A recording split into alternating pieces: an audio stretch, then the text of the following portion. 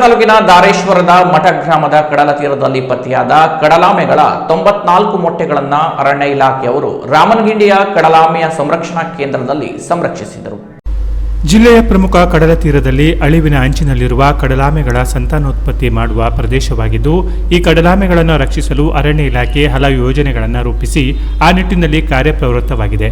ಅಲ್ಲದೆ ಕಡಲಾಮೆಗಳ ಮೊಟ್ಟೆಗಳನ್ನು ಸಂರಕ್ಷಿಸಿ ಮರಿ ಹೊರಬಂದಾಗ ಅವುಗಳನ್ನು ಕಡಲಿಗೆ ಬಿಡುವ ಕಾರ್ಯಕ್ರಮವನ್ನು ಕೂಡ ಅರಣ್ಯ ಇಲಾಖೆ ಮಾಡುತ್ತಾ ಬಂದಿದೆ.